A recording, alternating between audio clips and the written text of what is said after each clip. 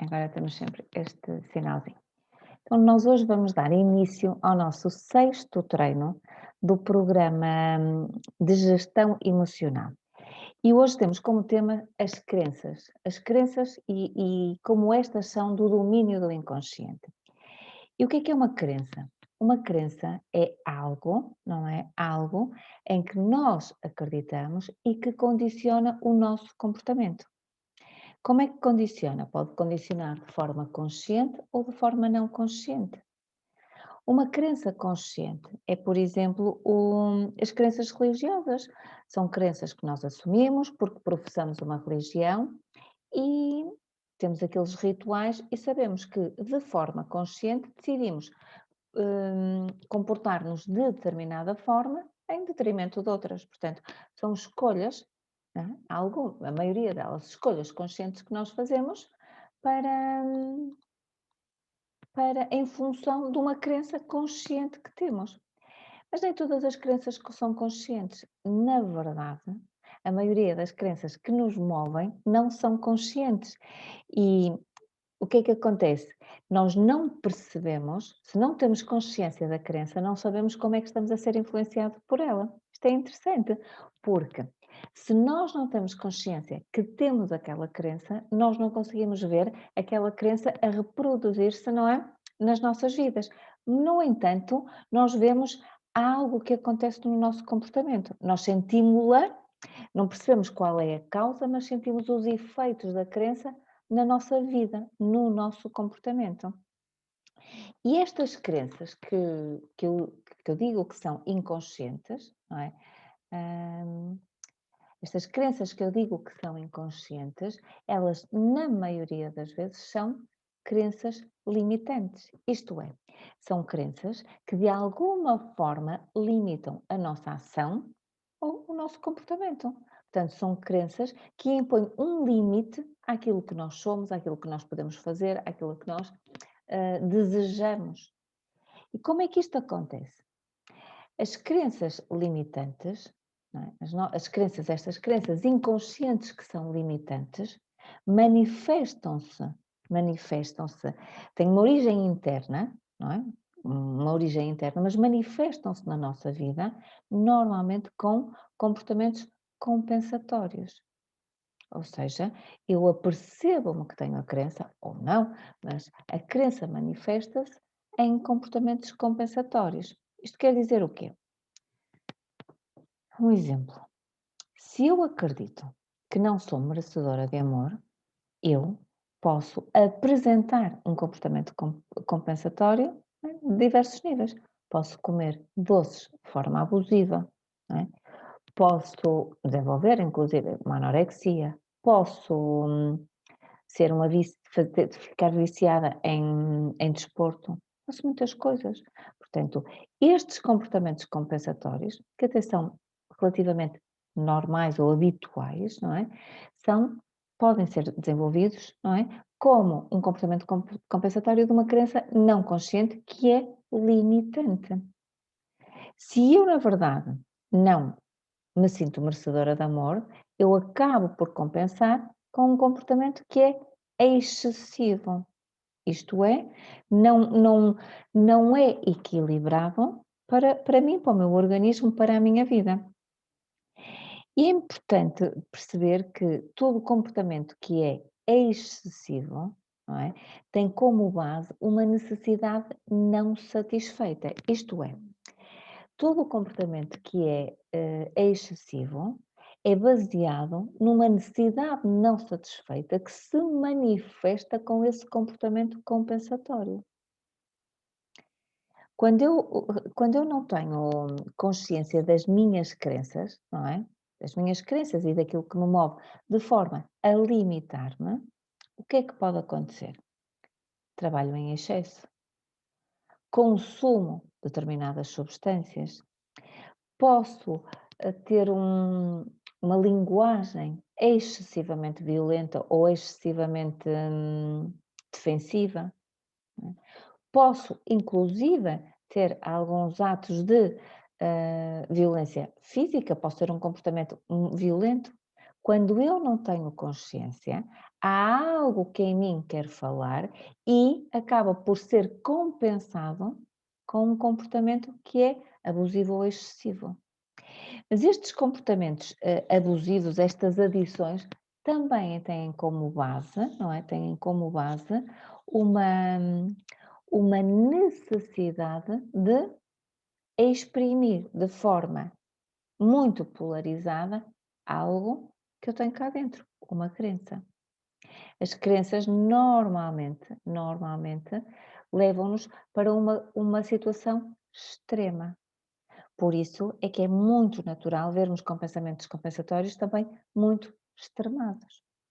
Este é no caso de comportamentos compensatórios que podem ser mais excessivos. Mas em termos emocionais, também há estes extremos, estes comportamentos compensatórios mais extremados, nomeadamente o medo.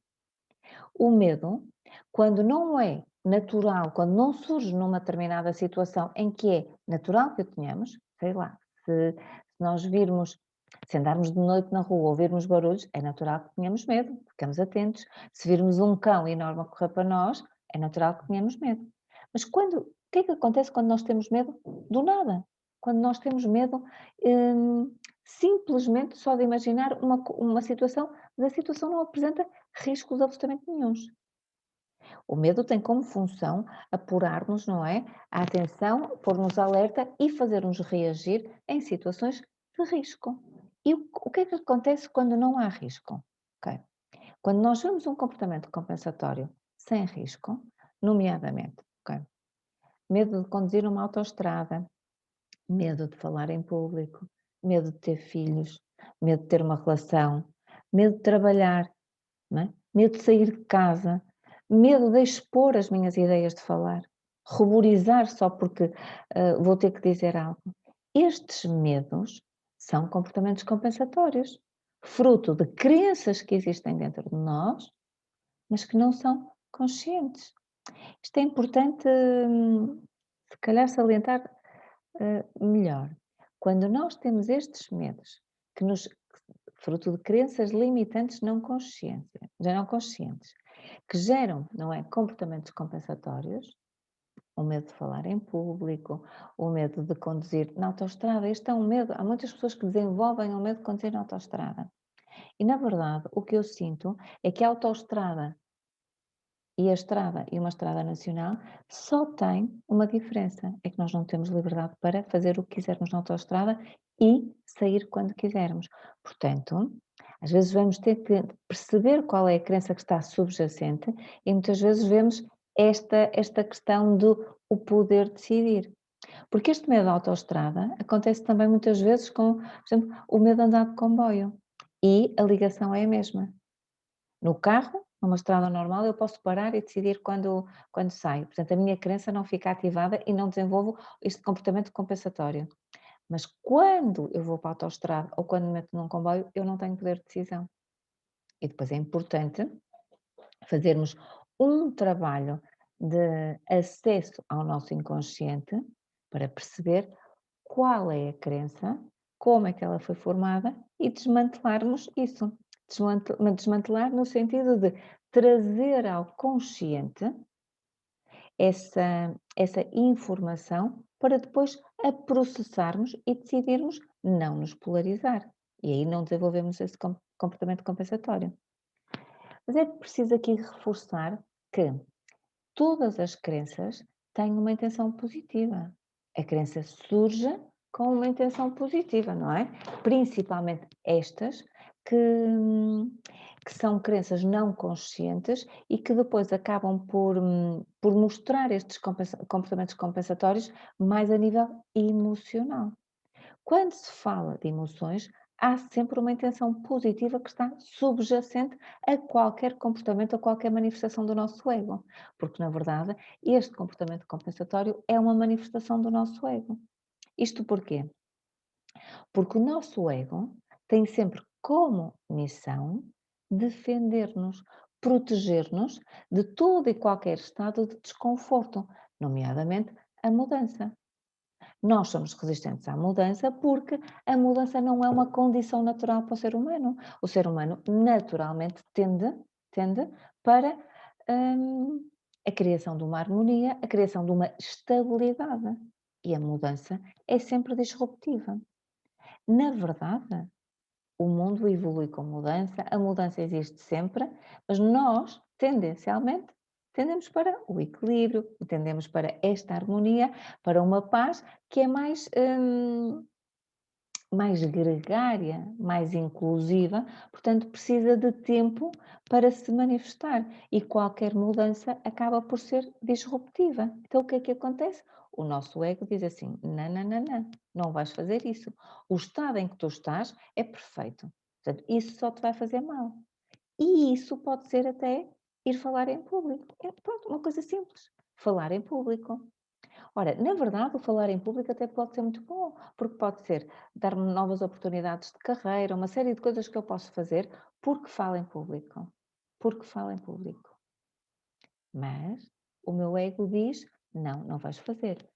E o interessante é que os medos de falar em público, não é? Este comportamento compensatório acaba por ser manifestado nestas plataformas também. Isto é, se eu tiver medo de pisar um palco, eu continuo com medo agora quando estou aqui a falar. Isto é interessante, porque na verdade eu não vejo ninguém. E nós aí já começamos a perceber que este comportamento compensatório, este medo surge por causa de uma crença. É que a opinião dos outros pode nem sempre ser boa. A opinião dos outros belisca-me. E a crença é qualquer coisa relacionada com o meu valor próprio. Portanto, manifesta-se e é ativada quando sei que os outros me estão a ouvir. Não porque eu estou aqui a falar desta forma ou porque estou em cima do palco. Não. A crença é aquilo que os outros estão a pensar nem sempre é bom. E o meu valor próprio é que não é suficientemente sólido para eu ter segurança em mim e avançar. E o meu ego diz-me: não, não, não, não, não vais para o palco, isso faz-te mal, tu não consegues. E então, o que é que acontece? Começo a sentir um desconforto imenso e tudo no meu organismo, não é? De forma orgânica, aquele medo começa-me a travar e a direcionar para que eu não vá para o palco. Ou começo a ter suores frios, ou começo a ter tonturas, ou começo a ter gaguez, ou começo a ficar sem voz, ou que tenho uma diarreia, não é? Ou outra coisa qualquer. E é isto que começa a acontecer. Ou tenho uma branca. Então, o nosso cérebro acaba por, não é? O ego acaba por dar instruções ao nosso cérebro, dizer isto é uma situação de extremo perigo, seja o ir para o palco, falar na autoestrada, ou sair de casa de manhã, não é, para algumas pessoas. Portanto, vais sentir isto tudo que é para perceberes que é tão perigoso e vais ficar em casa. Este é o comportamento compensatório que é gerado. Olha, se estas crenças existem, não é? Para nos proteger, como nós já vimos, não é? Em termos emocionais, estas crenças existem para nos protegermos, porque mesmo que eu tenha uma crença, não é? Uma crença que pode ser, reparem, mesmo uma crença religiosa, ah, eu acabo por achar que a minha religião é melhor que a do outro, na verdade. Esta posição de superioridade só mostra a condição de inferioridade que eu cá dentro sinto. E o comportamento compensatório é precisamente este: eu achar que a minha é a melhor de todas e muitas vezes ser extremista relativamente às outras.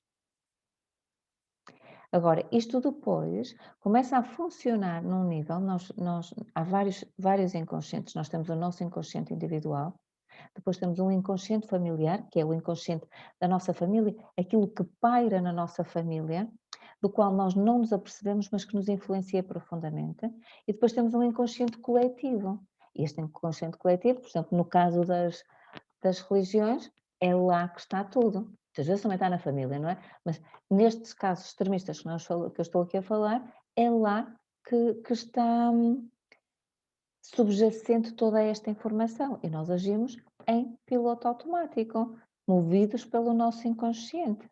Hum. Então aqui eu já expliquei mais ou menos como é que nós adquirimos estas crenças, não é?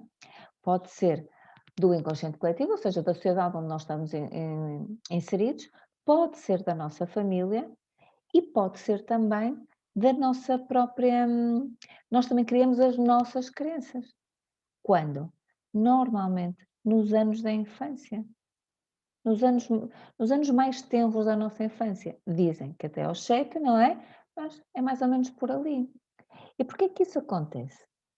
Isso acontece porque, e vamos ver o ego novamente, nós, quando somos pequeninos, somos confrontados com uma determinada situação que foi emocionalmente mais intensa.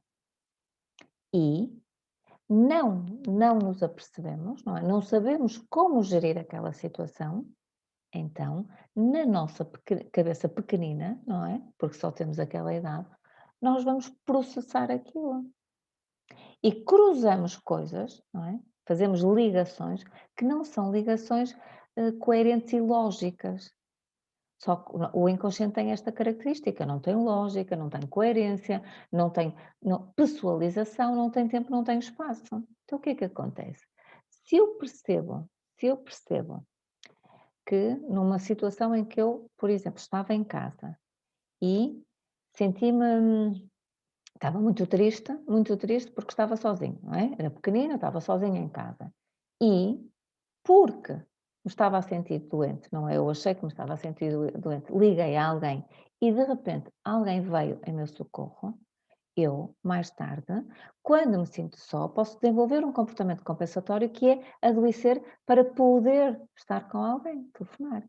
E este foi um exemplo do mais linear possível, porque nós cruzamos informação no nosso inconsciente, daí que a bioneuroemoção é sempre, para mim é uma forma extraordinária de nós termos acesso à informação que está guardada no nosso consciente, porque é um método que trava, não é? Trava o nosso ego de querer falar e de se justificar. E vamos diretamente, através da linguagem, sempre, porque a linguagem é aquilo que mostra tudo o que nós temos guardado cá dentro.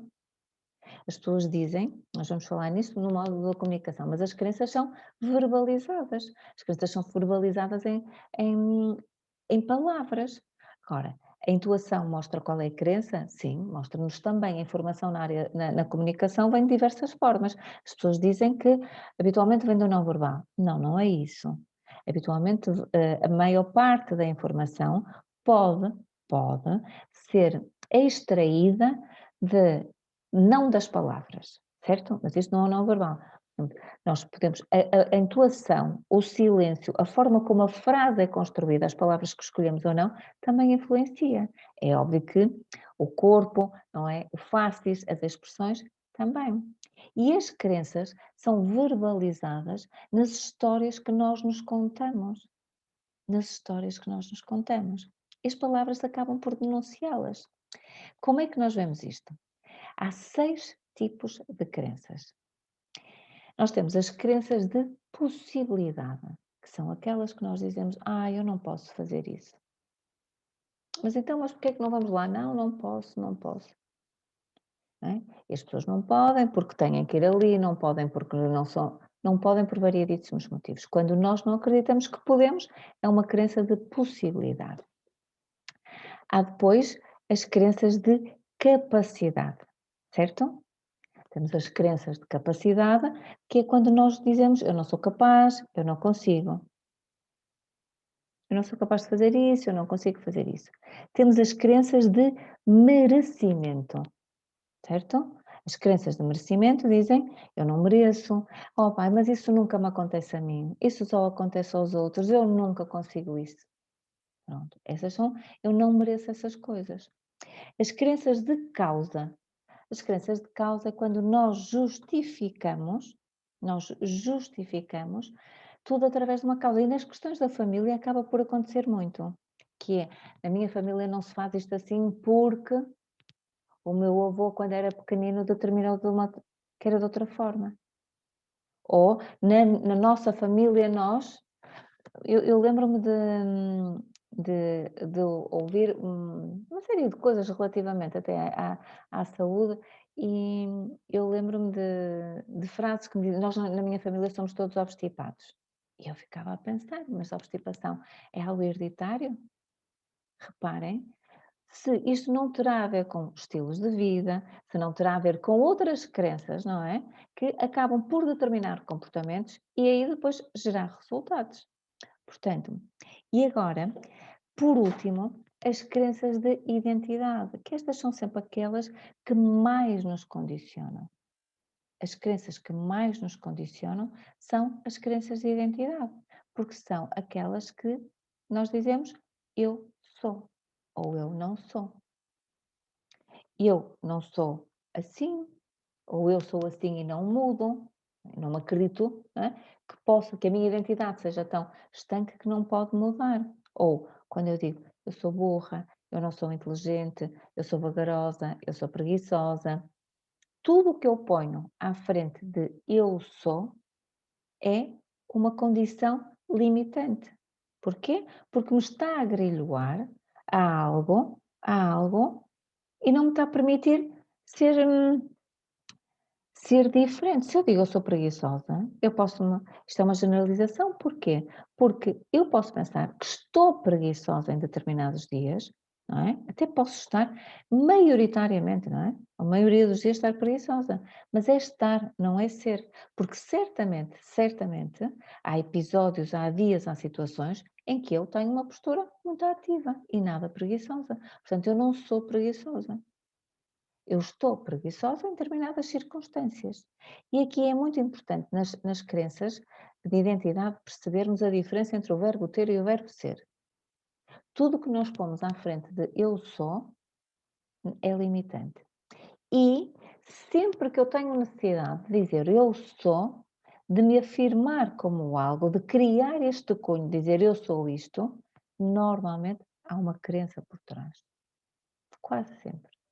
Porque senão não há necessidade de dizer eu sou. Não há necessidade de justificar, não há necessidade de criar esse papel, esse cenário para a minha própria existência. Mas aqui também é importante e nós dizermos que nem todas as crenças são limitantes.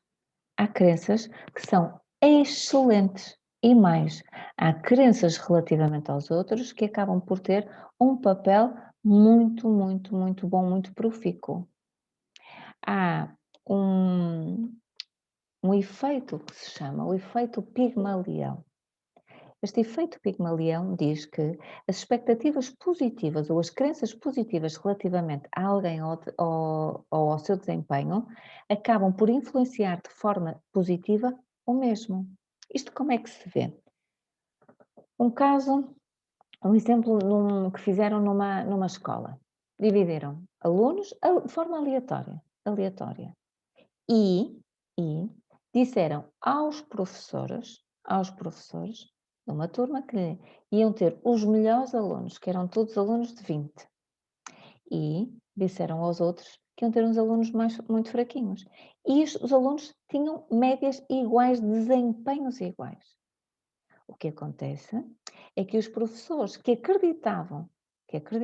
crenças, que acreditavam que tinham os melhores alunos, faziam tudo para que aqueles alunos conseguissem ter aqueles resultados. Portanto, as expectativas que eles tinham condicionavam o seu próprio comportamento e condicionava depois o desempenho dos outros.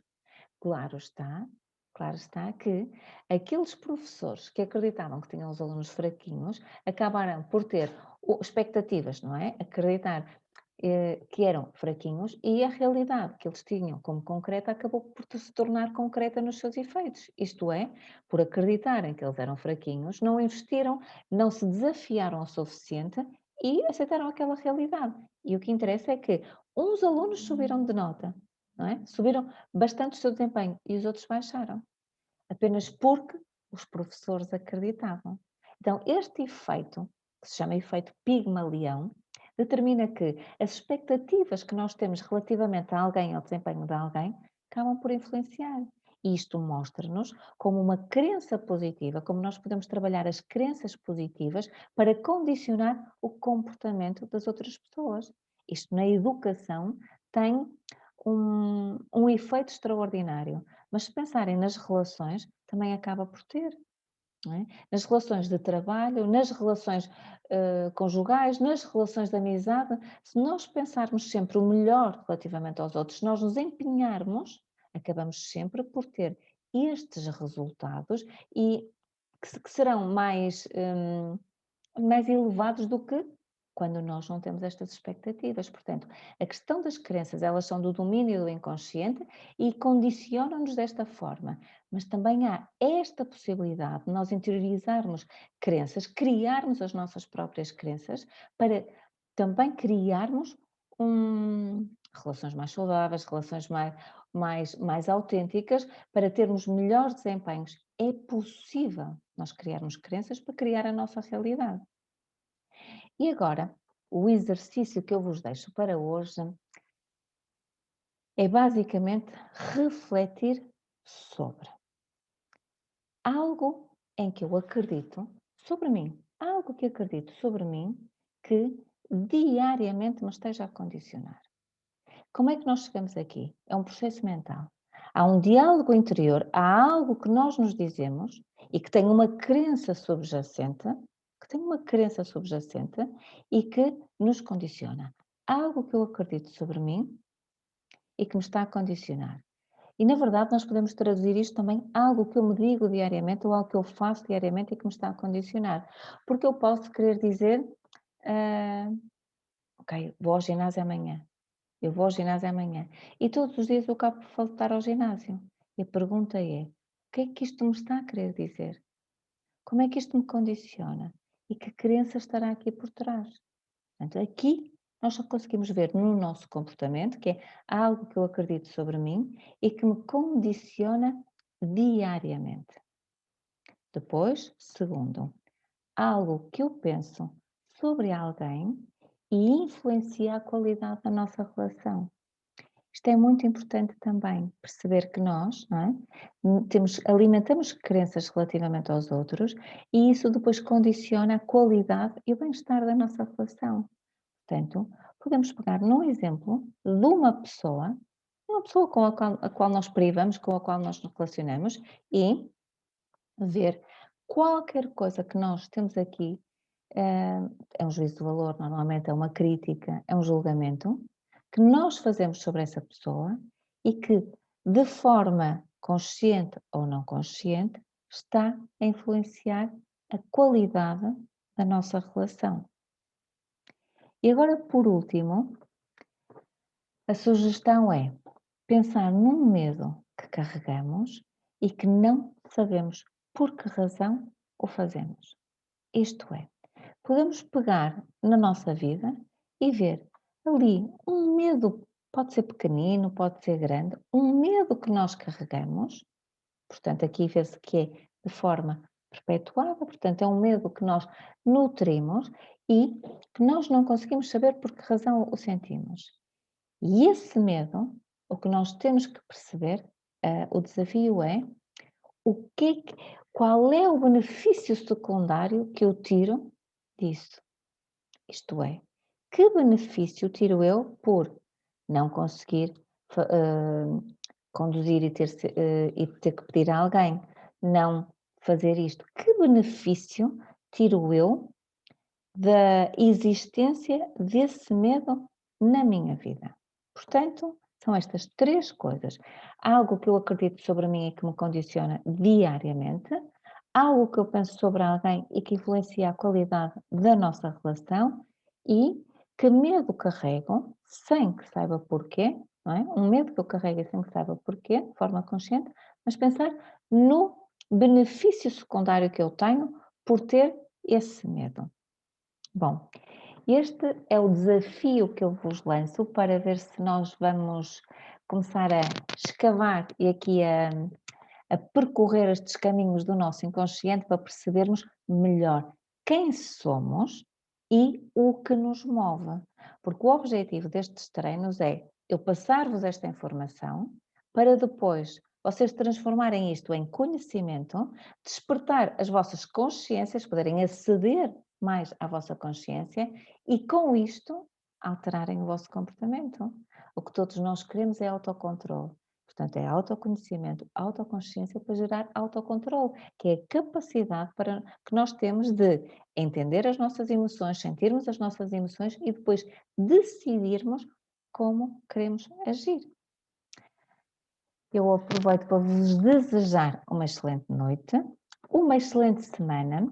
Vemo-nos daqui a uma semana, mas, como eu disse, vai ser gravado. Nestas próximas 3 quintas-feiras, como é feriado, vou fazer os treinos gravados para vocês poderem ter acesso logo pela manhã e assim aproveitarem o feriado. Bom, fiquem bem. Qualquer coisa podem contactar-nos por e-mail.